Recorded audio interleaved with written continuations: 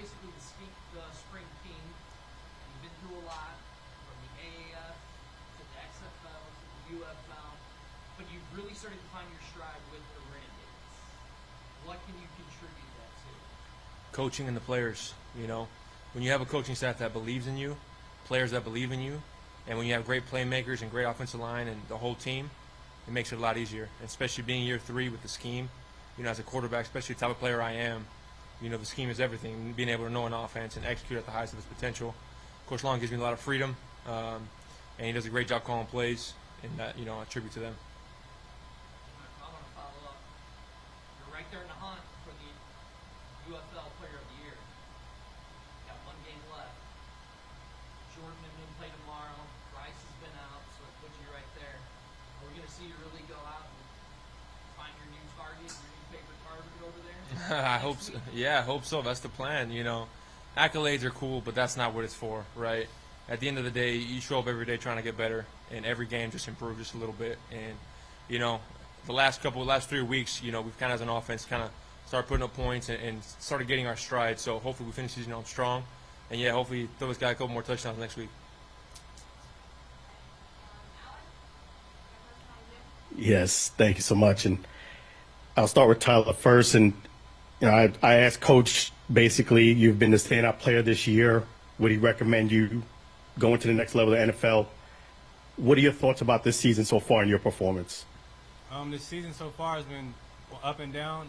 Offensively, I feel like we've been doing good, just tight finishes. So leading up to the end of this last game, we just got to really stay where we are, but also elevate in terms of just operation and just be more attention to details. Yes, and you got also spotlighted by the Sports Center, ESPN, last week's game of that amazing catch. Can you talk about that experience being on that spotlight?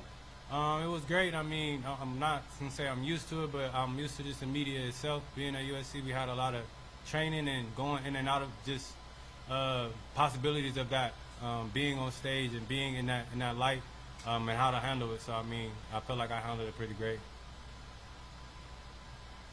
And yes, and talk about this game. I mean, know that it started a little bit later than hopefully. Talk about that factor. Did that come into play at all? Originally, at first, it was a little bit upsetting not to start the game at the time it was supposed to be starting, but it's a game you got to get going at any point in time, so you got to be ready. Yes, and Luis, the red zone efficiency was on point today. Talk about that. Yeah, just guys doing their job, guys executing, coach making great calls. It was a combination of everything, and we need all those 3 things to be able to execute how we want in the red zone. So I'm glad we were able to do that today. And I noticed that with yourself, when you're out there directing traffic, sometimes you're redirecting guys. Is that just you knowing the plays a little bit better, or something else? It's just over communicating, just making sure we're all on the same page. Because, the last thing we want is something where, we're not on the same page and it can cause, a problem in our offense. So, again, over communication, we harp on that all the time. So just want to make sure everyone's lined up and knows what to do and be able to execute. And finally, Luis, how would you rate this season, the 2025, the way it is so far, personally? Yeah, I would say, obviously, we didn't live up to what we wanted, right? It was making the playoffs and making a push for a championship like we did in 23. But every year's a learning lesson. Every game's a learning lesson. Every practice as well. So we just got to make sure we stick together in this next week and continue to grow as a team, grow as individuals, and, be ready to go, this last game and put on a show. Appreciate you both. Thank you so much. Thank you, Alan. Oh, you're welcome. My pleasure. Hey, Louise. Wanted to ask about some of the adjustments you guys made in the second half. Really saw you attack the man coverage from Memphis. What did you see out there? And can you talk about a couple of those touchdown passes on those go routes from Tyler Vaughns and Deontay Burnett? Yeah. So they were kind of sitting on routes. They made a couple of nice plays on the ball earlier in the first half. So, great communication by the receivers coming up to me and saying, hey, they're sitting on routes. Hey, let's start coming to a double move. So, yeah, I was able to get to a double move.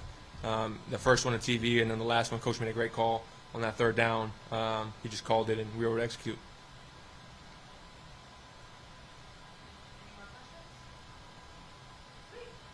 One more.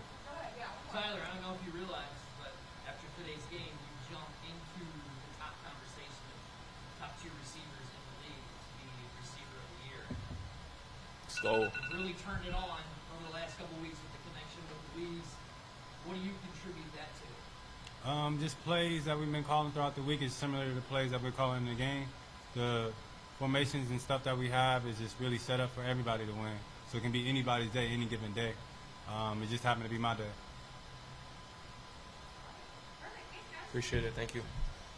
Appreciate Thanks so y'all. much. Appreciate you guys.